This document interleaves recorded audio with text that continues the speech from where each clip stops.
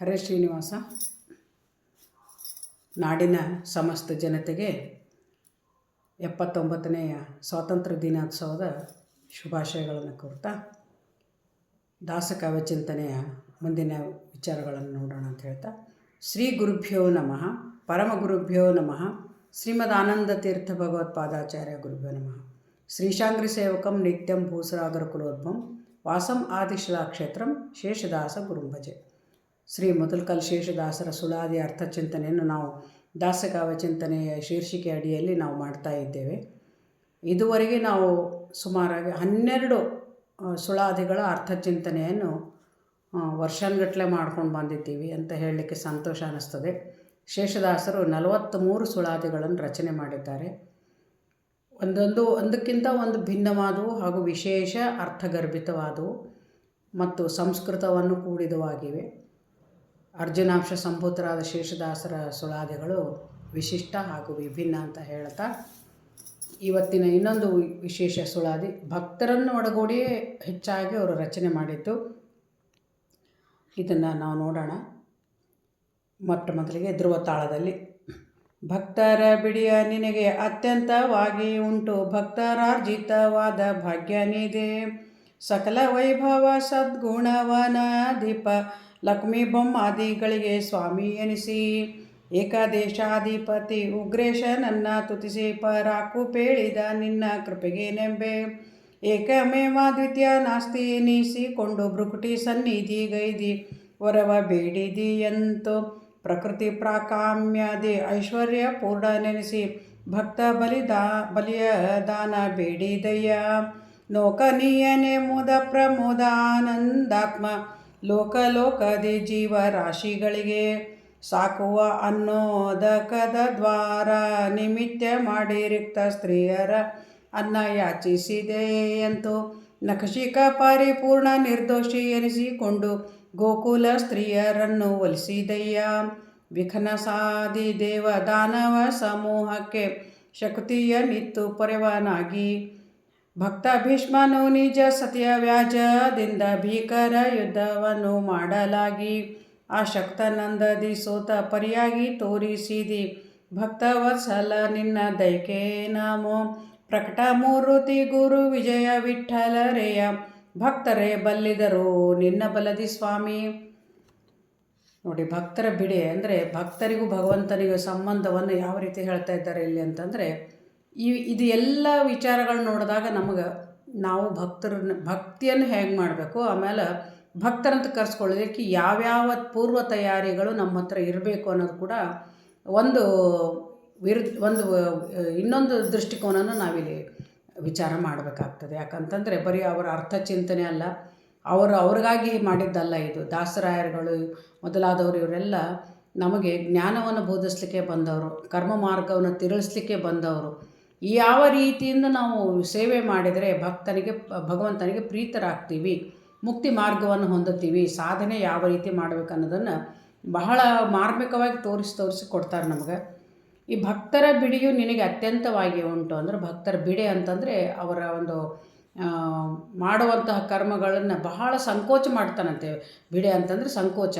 ಎಷ್ಟು ಮಾಡ್ತಾರಲ್ಲಪ್ಪ ನನಗೆ ಭಕ್ತರು ಅಂತ ಅವನಿಗೆ ಭಗವಂತನಿಗೆ ಸಂಕೋಚ ಆಗ್ತಂತೆ. ಅದಕ್ಕೆ ಹೇಳ್ತಾರೆ, ಅಹಂ ಭಕ್ತ ಪರಾಧೀನ, ನಾನು ಭಕ್ತರಿಗೆ ಯಾವತ್ತೂ ಪರಾಧೀನನಾಗಿದ್ದೇನೆ, ನಾನು ಕೂಡ ಸ್ವತಂತ್ರನಲ್ಲ ಅನ್ನೋ ಒಂದು ದೃಷ್ಟಿಯನ್ನು ಹೇಳ್ತಾ ಇದ್ದಾರೆ. ಯದ್ಯಪಿ ಅವನಲ್ಲೇ ಎಲ್ಲ ಅಡಗಿದ್ರು ಕೂಡ ನಮಗಾಗಿ ಅವನು ಆ ರೀತಿ ಹೇಳೋದು ಉಂಟು. ಭಕ್ತರ ಅರ್ಜಿತವಾದ ಭಾಗ್ಯನಿದೆ ಅಂದರೆ, ಭಕ್ತರು ಗಳಿಸಿಕೊಂಡ ಭಾಗ್ಯನಿದೆ ಅಂದರೆ, ಅರ್ಜಿತ ಅಂದರೆ ಸಂಪಾದಿಸಿದ್ದು ಅಂತ ಅರ್ಥ. ಈ ಸಂಪಾದನೆ ಯಾವ ರೀತಿ ಸಂಪಾದನೆ ಅಂದರೆ ಜ್ಞಾನ ಸಂಪಾದನೆ. ಅವನನ್ನು ಅರ್ಥ ಮಾಡ್ಕೊಳ್ಳಿಕ್ಕೆ ಪ್ರಯತ್ನ ಮಾಡಿದಂಥವ್ರು ಭಕ್ತರು. ಆ ಭಕ್ತರಿಗೆ ನೀನು ಅಂದರೆ ಭಾಗ್ಯದ ನಿಧಿಯಾಗಿ ಗೋಚರ ಆಗ್ತಾ ಇದ್ದೀಯ.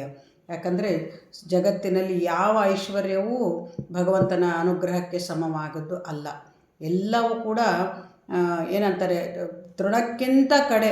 ಅವನ ಅನುಗ್ರಹ ಇಲ್ಲದೆ ಹೋದರೆ ಯಾವುದಿದ್ರೂ ಇಲ್ಲ, ಅವನ ಅನುಗ್ರಹ ಒಂದಿದ್ರೂ ಎಲ್ಲ ಇದ್ದಂತೆ ಅಂತ ಕೂಡ ಒಂದು ಸುಳಾದಿಯಲ್ಲಿ ದಾಸರಾಯರು ಹೇಳಿದ್ದಾರೆ. ಶೇಷದಾಸರ ಸುಳಾದಿಗಳು ಒಂದಕ್ಕಿಂತ ಒಂದು ಹೇಳಿದನಲ್ಲ ಭಿನ್ನ ಅಂದದ್ರ ಜೊತೆಗೆ ಅದರಲ್ಲೇ ಅರ್ಥಗಳು ಸಾಕಷ್ಟು ಅಡಗಿಬಿಟ್ಟಿದೆ. ಸಕಲ ವೈಭವ ಸದ್ಗುಣ ವನದೀಪ ಅಂತಂದರೆ ಗುಣಗಳ ಗಣಿ. ಎಲ್ಲ ವೈಭವಗಳು ಜಗತ್ತಿನಲ್ಲಿ ಏನಾದರೂ ವೈಭವೋಪೇತವಾಗಿದ್ದು ಇದೆ ಅಂತಂದರೆ ಅಲ್ಲಿ ಭಗವಂತನ ವಿಶೇಷ ವಿಭೂತಿ ಅಥವಾ ಅವನ ಅಧಿಷ್ಠಾನ ಅಥವಾ ಅವನ ಇರುವಿಕೆ ಕಾರಣ ಅಂತ ಹೇಳ್ಬೋದು. ಎಲ್ಲದರಲ್ಲೂ ಇದ್ದಾನೆ, ಎಲ್ಲದರಲ್ಲೂ ಇದ್ದರೂ ಕೂಡ ವಿಶೇಷ ವಿಭೂತಿಗಳು ಅಂತ ಕರೆಸ್ಕೊಳ್ತಾವಲ್ಲ ಭಗವದ್ಗೀತೆಯಲ್ಲಿ ಹೇಳದಂಗೆ ಯಾವ್ಯಾವ ಇದರಲ್ಲಿ ನಾನು ವಿಶೇಷವಾಗಿ ಇದ್ದೀನಿ ಅಂತ ಕೂಡ ಹರಿಕಥಾಮೃತಸಾರದಲ್ಲಿ ಕೂಡ ತನ್ನ ವಿಭೂತಿ ರೂಪಗಳನ್ನು ಅವನು ಹೇಳ್ತಾ ಇದ್ದಾನೆ. ಯಾವುದು ಯತಿ, ವನಸ್ಥ, ಗೃಹಸ್ಥ, ವಟು, ಯಜಮಾನ, ಸ್ವಪರಜನ, ಪೃಥ್ವಿ, ಜಲ, ಶಿಖಿ, ಪವನ, ತಾರ, ಪಥ, ನವಗ್ರಹ, ಯೋಗ, ಕರಣ, ತಿಥಿ, ಸಿತ, ಅಸಿತ, ಪಕ್ಷ, ಸಂಕ್ರಮಣ, ಇದೆಲ್ಲ ಅವನ ಅಧಿಷ್ಠಾನಗಳು. ಯಾವುದಾದರೂ ಜಗತ್ತಿನಲ್ಲಿ ಒಂದು ವೈಭವೋಪೇತವಾಗಿ ಕಾಣಿಸ್ಲಿಕ್ಕೆ ಕಾರಣ ಆಗೋದೇನಂತಂದರೆ ಕೇವಲ ಭಗವಂತನ ಸನ್ನಿಧಿ ಇದ್ದರೆ ಮಾತ್ರ ಅಥವಾ ಅವನ ಅನುಗ್ರಹ ಇದ್ದರೆ ಮಾತ್ರ. ಸದ್ಗುಣ ವನಾಧಿಪ ಅಂದರೆ ಗುಣನಿಧಿ, ಸಕಲ ವೈಭವ ಎಲ್ಲ ವೈಭವಗಳಿಂದ ಕೂಡಿದಂಥ ಗುಣನಿಧಿಯೇ ಅಥವಾ ಸಮೂಹದಿಂದ ಕೂಡಿದಂಥವನೇ ಲಕ್ಷ್ಮೀ ಬ್ರಹ್ಮಾದಿಗಳಿಗೆ ಸ್ವಾಮಿ ಎನಿಸಿ, ಲಕ್ಷ್ಮೀದೇವಿಯಿಂದ ಹಿಡ್ಕೊಂಡು ಎಲ್ಲರಿಗೆ ಬ್ರಹ್ಮಾದಿಗಳ ಮೊದಲಾಗಿ ಎಲ್ಲ ಜೀವಿಗಳಲ್ಲಿದ್ದು ನೀನೇ ಸ್ವಾಮಿ ಅನಿಸಿದ್ದೀಯ. ಬಿಂಬರೂಪನಾಗಿ ಇದ್ದು ಅವನೇ ಎಲ್ಲ ಕೀರ್ತಿಯನ್ನು, ಯಶಸ್ಸನ್ನು ಹಾಗೂ ವೈಭವವನ್ನು ಮತ್ತು ಸಮೃದ್ಧಿಯನ್ನು ಎಲ್ಲವನ್ನು ಹೊಂದಲಿಕ್ಕೆ ಕಾರಣ ನಮ್ಮೊಳಗಿರುವ ಭಗವಂತ ಬಿಂಬರೂಪಿ ಪರಮಾತ್ಮ. ಅವನು ಮಾಡಿಸಿದರೆ ಎಲ್ಲ ಜೀವಿಗಳಿಗೆ ಉಂಟು ಅನ್ನೋದು ಕೂಡ ನಾವಿಲ್ಲಿ ತಿಳ್ಕೊಬೇಕು. ಏಕದೇಶಾಧಿಪತಿ ಉಗ್ರಸೇನನ್ನು ತುತಿಸಿ ಪರಾಕು ಪೇಳಿದ ನಿನ್ನ ಕೃಪೆಗೆ ನಿಮಗೆ. ನೋಡಿ, ಇದನ್ನು ಅರ್ಥ ಮಾಡ್ಕೋಬೇಕಾದ್ರೆ ಉಗ್ರಸೇನ ಮಹಾರಾಜ ಯಾರು ಅಂತಂದರೆ ಕಂಸನ ತಂದೆ. ಕಂಸನನ್ನು ಸಂಹಾರ ಮಾಡಿದ ಮೇಲೆ ಏನು ಮಾಡಿದ? ಏಕದೇಶಾಧಿಪತಿ ನೀನು ಎಲ್ಲ ಲಕ್ಷ್ಮೀ ಬ್ರಹ್ಮಾದಿಗಳಿಗೆ ಸ್ವಾಮಿ ಎನಿಸಿದಂಥವನು ಏನಾಯಿತು? ಕಂಸನನ್ನು ಸಂಹಾರ ಮಾಡಿದ ಮೇಲೆ ತಾನು ಮಥುರಾ ಪಟ್ಟಣಕ್ಕೆ ಅಥವಾ ಮಥುರೆಗೆ ತಾನು ರಾಜನ ಅಂತ ಅನಿಸ್ಕೊಳ್ಳಿಲ್ಲ. ಬದಲಾಗಿ ತನ್ನ ತಾತನನ್ನು ಅಲ್ಲಿ ಉಗ್ರಸೇನನನ್ನು ನೀನು ತುತಿಸಿ ಪರಾಕು ಹೇಳಿದೆ. ಅಂದರೆ ಪರಾಕು ಅಂತಂದರೆ ರಾಜರಿಗೆ ವಂದನೆ ಮಾಡುವ ಒಂದು ಪದ್ಧತಿ. ಅದನ್ನು ಹೇಳಿ ನೀನು ಅಂತಂದರೆ ಅವನ ಗುಣಗಣಗಳನ್ನು ಮಾಡಿ ಅವನನ್ನು ಕೂಡ ಕಂಸ ಸೆರೆಮನೆಯಲ್ಲಿ ಇಟ್ಟಿರ್ತಾನೆ ವಿರೋಧ ಮಾಡಿರೋದಕ್ಕಾಗಿ. ಆ ದೃಷ್ಟಿಯಿಂದ ಕಂಸನ ವಧೆ ಆದಮೇಲೆ ದೇವಕಿ ವಸುದೇವರನ್ನು ಹಾಗೂ ತನ್ನ ತಾತನನ್ನು ಸೆರೆಮನೆಯಿಂದ ಬಿಡಿಸಿ ಕೃಷ್ಣ ಏನು ಮಾಡ್ದ? ಏಕದೇಶಾಧಿಪತಿ ಆದ ನೀನೇನಂತಂದರೆ ಅಂತಹ ಸ್ವಾಮಿ ಅಂದರೆ ಸಕಲ ಬ್ರಹ್ಮಾಂಡಕ್ಕೆ 14 ಲೋಕಗಳಿಗೆ ಒಡೆಯನಾದ ನೀನು ಏನು ಮಾಡಿದಿ? ಸ್ವಾಮಿ ಎನಿಸಿದವನು ಉಗ್ರಸೇನನ್ನು ತುತಿಸಿ ಪರಾಕು ಪೇಳಿದ ನಿನ್ನ ಕೃಪೆಗೇನೆಂಬೆ. ನೋಡಿ, ಅವನಿಗೆ ಪರಾಕುವನ್ನು ಅವನಿಗೆ ಸ್ತುತಿ ಮಾಡಿ ಅಥವಾ ಅವನನ್ನು ಹೊಗಳಿ ಅವನಿಗೆ ಜಯಘೋಷವನ್ನು ಮಾಡಿ ಉದ್ಘೋಷ ಮಾಡಿ ನೀನೇನಂತಂದರೆ ನಿನ್ನ ಕೃಪೆ ಏನಂಬೆ, ಇಂಥವನಿಗೆ ಏನನ್ಬೇಕು ಅಂದರೆ ಜಗತ್ತಿನಲ್ಲಿ ಎಲ್ಲರಿಗಿಂತ ದೊಡ್ಡವನಾದ ಅವನು ತುತಿಸಿದ ಅರ್ಥ ಏನು? ಒಂದು ದೃಷ್ಟಿಯಿಂದ ನಾವು ನೋಡೋದಾದರೆ ಯಾವ ರೀತಿ ತಂದೆ ತನ್ನ ಮಕ್ಕಳನ್ನು ಅಥವಾ ತನಗಿಂತ ಚಿಕ್ಕವರನ್ನು ಸನ್ಮಾನ ಮಾಡಿ ಸಮಾಧಾನಪಡಿಸಿ ಸಂತೋಷಪಡಿಸಿ ತೃಪ್ತಿ ಹೊಂದಿಸ್ಲಿಕ್ಕೆ ಕೊಡ್ತಾನೋ ಆ ರೀತಿ ಸ್ವಾಮಿ ನಮ್ಮ ಮೇಲೆ ಅಂತ ಅನುಗ್ರಹ ಮಾಡ್ತಾನಂತ ತಿಳ್ಕೋಬೇಕು. ನಿನ್ನ ಕೃಪೆಗೇನಮ್ಮೆ ಏಕಮೇವ ದ್ವಿತೀಯ ನಾಸ್ತಿ ಎನಿಸಿಕೊಂಡು ಭೃಕುಟಿ ಸನ್ನಿಧಿಗೈದು ಹೊರಬೇಡಿದೆ ಅಂತ. ನೋಡಿ, ಇಲ್ಲಿ ಇನ್ನೊಂದು ದೃಷ್ಟಾಂತ ಕೊಡ್ತಾ ಇದ್ದಾರೆ. ಅನೇಕ ದೃಷ್ಟಾಂತಗಳು, ಅನೇಕ ವಿಷಯಗಳು ಈ ಒಂದು ಸುಳಾದಿಗಳಲ್ಲಿ ದಾಸರಾಯರು ಅಡಗಿಸಿಟ್ಟಿದ್ದಾರೆ. ಇವೆಲ್ಲ ವಿಷಯಗಳು ನಮಗೆ ಗೊತ್ತಿದ್ದರೆ ಮಾತ್ರ ಯಥಾರ್ಥವಾಗಿ ನಾವು ಯಥಾಮತಿ ನನ್ನ ಯೋಗ್ಯತೆಗೆ ತಕ್ಕಂತೆ ನಾನು ಹೇಳ್ತಾ ಇದ್ದೇನೆ. ಆದರೂ ಕೂಡ ಅನೇಕ ವಿಷಯಗಳು ಇದರಲ್ಲಿ ಗೂಢಾರ್ಥವಾಗಿ ಅಡಗಿವೆ. ಏಕಮೇವ ದ್ವಿತೀಯ ನಾಸ್ತಿ ಅಂತಂದರೆ ಇದು ಒಂದು ಶ್ರುತಿ, ವೇದದ ಒಂದು ಶ್ರುತಿಯಲ್ಲಿ ಏನು ಹೇಳ್ತಾರೆ ಅಂತಂದರೆ ನಿನ್ನ ಹೊರತು ಯಾರು ದೊಡ್ಡವರು, ನೀನೇ ಸರ್ವೋತ್ತಮ, ನೀನೇ ಎಲ್ಲ ಬಲ್ಲವನು, ನಿನ್ನ ಹೊರತು ಈ ಸಮಸ್ತ ಲೋಕಕ್ಕೆ ಒಡೆಯನು ಯಾರೂ ಇಲ್ಲ. ಆದರೂ ಕೂಡ ವೇದಗಳಲ್ಲಿ ಹೇಳ್ತಾರೆ ಏಕೋ ನಾರಾಯಣ ಆಸೀನ ದ್ವಿತೀಯ ಮಸ್ತೆ. ಮೊಟ್ಟ ಮೊದಲಿಗೆ ಪ್ರಳಯ ಜಲದಿ ಆದಮೇಲೆ ಕೇವಲ ನಾರಾಯಣ ಮಾತ್ರ ಇದ್ದ, ಇನ್ನೊಬ್ಬರು ಇರಲಿಲ್ಲ ಅಂದಾಗ ಕೆಲವರು ಏನು ಹೇಳ್ತಾರೆ, ಬ್ರಹ್ಮ ಇದ್ದ, ಶಂಕರ ಇದ್ದ ಅಂತ ಹೇಳಿದರೆ ಬ್ರಹ್ಮ ಶಂಕರ ಎಲ್ಲ ನಾಮಗಳು ಅವರವರಲ್ಲಿ ಬ್ರಹ್ಮಾಸೋ ಬ್ರಹ್ಮನಾಮವು, ಶಂಕರಾಸೋ ಶಂಕರನಾಮ. ಶಂಕರನಲ್ಲಿ ಶಂಕರ ಎನಿಸ್ಕೊಂಡಿದ್ದಾನೆ, ಬ್ರಹ್ಮನಲ್ಲಿ ಬ್ರಹ್ಮ ನಾಮದಿಂದ ಇದ್ದಾನೆ. ಎಲ್ಲ ನಾಮಗಳು ಅವನನ್ನೇ ಉಚ್ಚರಿಸುತ್ತವೆ. ಸರ್ವಶಬ್ದ ವಾಚ್ಯನಾದ ಸ್ವಾಮಿ ಅದನ್ನು ತಿಳಿಸ್ಕೊಂಡು ಯಾರಿಗೆ ಎಲ್ಲವನ್ನು ನೀನು ಕೊಡಬಲ್ಲವನಾಗಿದ್ದರೂ ಕೂಡ ನೀನು ಏನು ಮಾಡಿದಿ? ಭೃಕುಟಿ ಸನ್ನಿಧಿಗೆ ಇದು ವರವ ಬೇಡಿದೆ ಎಂತು. ಭೃಕುಟಿ ಅಂತಂದರೆ ಭ್ರೂಮಧ್ಯದಿಂದ ಹುಟ್ಟಿ ಬಂದಂಥ ರುದ್ರದೇವರು, ಭೃಕುಟಿ ಅಂತ ಕರೀತಾರೆ ಅವನಿಗೆ. ಅವನ ಹತ್ರ ರುದ್ರದೇವರು ಏನಾಗಬೇಕು? ತಾರತಮ್ಯದಲ್ಲಿ ಭಗವಂತನಿಗೆ ಮೊಮ್ಮಗ, ಬ್ರಹ್ಮನ ಮಗ. ಬ್ರಹ್ಮನ ಹುಬ್ಬುಗಂಟಿಕ್ಕಿದಾಗ, ಕ್ರೋಧದಿಂದ ಹುಬ್ಬುಗಂಟಿಕ್ಕಿದಾಗ ಜನಿಸಿದಂಥವನೇ ರುದ್ರ. ಆ ರುದ್ರನೇ ಭೃಕುಟಿ ಅಂತ ಅದಕ್ಕೆ ಅವನಿಗೆ ರುದ್ರನಿಗೆ ಕರೀತಾರೆ. ಅವನ ಹತ್ರ ಹೋಗಿ ನೀವು ವರವ ಬೇಡಿದಿ.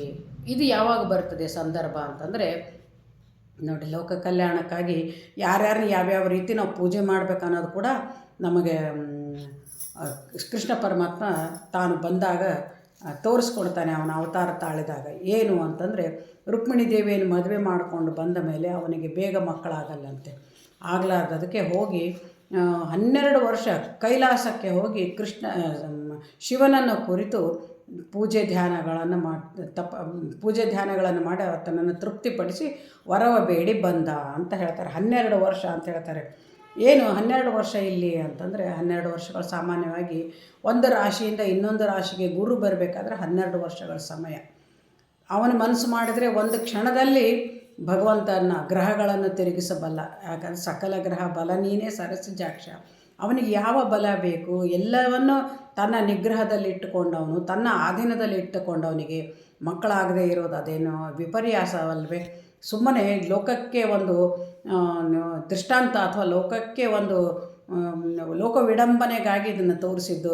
ಹೋಗಿ ಉಮಾಮಹೇಶ್ವರನನ್ನು ಪೂಜೆ ಮಾಡಿದ ಅಂತ ಹೇಳಲಿಕ್ಕೆ ತನ್ನ ಮನಸ್ಸು ಮಾಡದೆ ಹಿಂಗೆ ಹೋದ ತಕ್ಷಣವೇ ಕೈಲಾಸಕ್ಕೆ ಹೋಗಿ ಬರುವುದರಲ್ಲಿ 12 ರಾಶಿಗಳಲ್ಲಿ ಸೂರ್ಯ ಸಂಚಾರ ಆಗಿ ಹೋಗಿತ್ತು. ಹೀಗಾಗಿ ಅಂಥವನು ನೀನೇನು ಮಾಡಿದಿ, ವರವ ಬೇಡಿದೆ ಅಂತು. ಅಲ್ಲಿ ಸನ್ನಿಧಿಗೆ ಅಂದರೆ ಕೈಲಾಸಕ್ಕೆ ಹೋಗಿ ಶಿವನೇ ಇರುವಂಥ ವಾಸಸ್ಥಾನಕ್ಕೆ ಹೋಗಿ ಅವನಿಂದ ನೀನು ವರ ಪಡೆದು ಬಂದು ಪ್ರಕೃತಿ ಪ್ರಾಕಾಮ್ಯದಿ ಐಶ್ವರ್ಯಪೂರ್ಣ ನೆನೆಸಿ ಭಕ್ತ ಬಲಿಯ ದಾನ ಬೇಡಿದೆ. ನೋಡಿ, ಅನೇಕ ದೃಷ್ಟಾಂತಗಳು ಹೇಳ್ತಾ ಇದ್ದಾರೆ. ಪ್ರಕೃತಿ ಪ್ರಾಕಾಮ್ಯದಿ ಐಶ್ವರ್ಯಪೂರ್ಣ ನೆನೆಸಿ. ಐಶ್ವರ್ಯಪೂರ್ಣ ಅಂತಂದರೆ ಭಗವಂತ ಅಂತ ಅನಿಸ್ಕೊಳ್ಳಿಕ್ಕೆ ಭಗವಂತ ಷಡ್ಗುಣ ಐಶ್ವರ್ಯ ಸಂಪನ್ನ. ಅವನ ಹತ್ರ 6 ಗುಣಗಳು ಎಲ್ಲಕ್ಕಿಂತ ಹೆಚ್ಚಾಗಿ ಇರುವುದಕ್ಕೇ ಅವನು ಭಗವಾನ್ ಅಂತ ಕರೆಸ್ಕೊಳ್ಳಿಕ್ಕೆ ಸಾಧ್ಯ. ಯಶಃ, ವೀರ್ಯ, ಶ್ರೀಯ, ಶ್ರೇಯ, ಜ್ಞಾನ ಅಂತ ಈ ರೀತಿ ನಾವು 6 ಗುಣಗಳನ್ನು ನೋಡ್ತೀವಿ.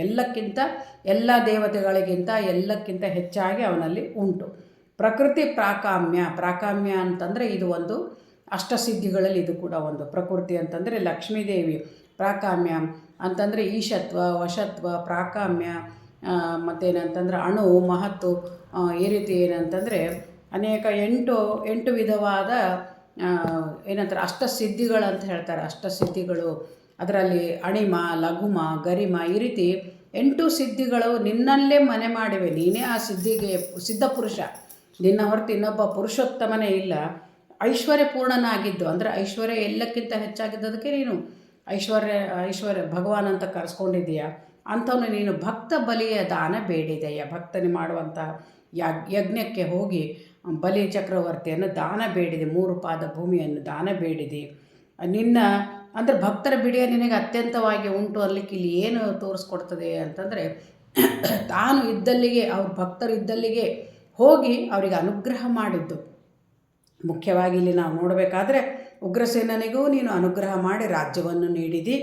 ಮತ್ತು ರುದ್ರದೇವರ ಹತ್ರ ನೀನು ಹೋಗಿ ವರ ಬೇಡದಂತೆ ನಟನೆ ಮಾಡಿ ಮುಂದೆ ಎಲ್ಲ ಲೋಕಕ್ಕೆಲ್ಲ ಏನು ತೋರಿಸಿಕೊಟ್ಟಿ ಅಂತಂದರೆ ಸಂತಾನ ಸಂಪತ್ತು ಹಾಗೂ ನಿನಗೆ ಏನಂತಾರೆ ಮಕ್ಕಳ ಭಾಗ್ಯ, ದಾಂಪತ್ಯ ಸುಖ ಇದೆಲ್ಲ ಬೇಕಾದರೆ ಉಮಾಮಹೇಶ್ವರನ ಪೂಜೆ ಮಾಡಿರಿ ಅನ್ನುವುದನ್ನು ಕೂಡ ನೀನು ತೋರಿಸಿಕೊಟ್ಟೆ.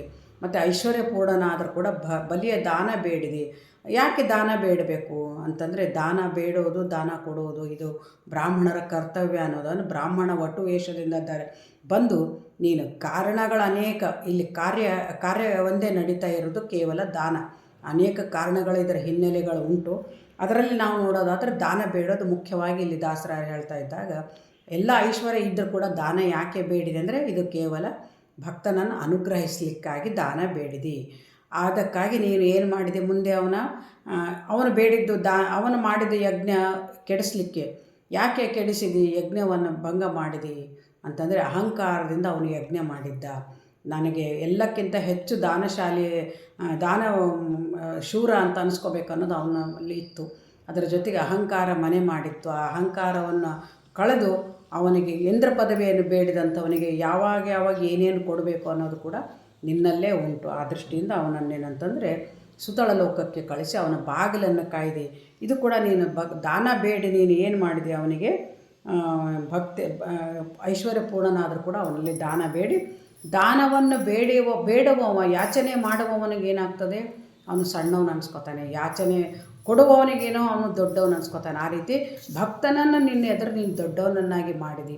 ದಾನ ಬೇಡಿದ ತಕ್ಷಣ ನೀನೇನು ಮಾಡಿದಿ? ತ್ರಿವಿಕ್ರಮನಾಗಿ 3 ಲೋಕಗಳನ್ನು ಅಳೆದು ಬಿಟ್ಟು.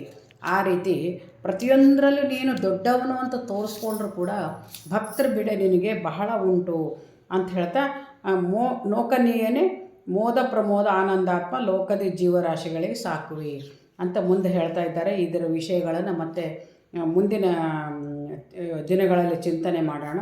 ಸಮಯದ ಅಭಾವದಿಂದ ಇದನ್ನು ಇಲ್ಲಿಗೆ ಮುಗಿಸೋಣ. ಯಾಕಂತಂದರೆ ನೋಕನೀಯ ಅಂತಂದರೆ ಅವನು ಯಾವ ಕುಲಗಳ ಇಲ್ಲವನು, ಯಾವ ಕುಲಕ್ಕೂ ಸಂಬಂಧಪಟ್ಟರಲ್ಲ, ಕುಲಾತೀತ, ದೇಶಾತೀತ, ಕಾಲಾತೀತ ವ್ಯಾಪ್ತನಾದ ಸ್ವಾಮಿಯನ್ನು ಅನೇಕ ವಿಧದಿಂದ ದಾಸರಾಯರು ಚಿಂತನೆ ಮಾಡಿದ್ದಾರೆ ಅಂತ ಹೇಳ್ತಾ, ಈ ಮೊದಲು ಶೇಷದಾಸರ ಒಂದು ಸುಳಾದಿ ಅರ್ಥ ಚಿಂತನೆ, ಯಥಾಮತಿ ಯಥಾಯೋಗ್ಯತೆ, ಈ 4 ನುಡಿ ನಮನಗಳನ್ನು ಶೇಷದಾಸ ಗುರು ಅಂತರ್ಗತ ಭಾರತೀಯ ರಮಣ ಮುಖ್ಯ ಪ್ರಾಣಾಂತರ ಶ್ರೀ ಕೃಷ್ಣಾರ್ಪಣ ಮಸ್ತು.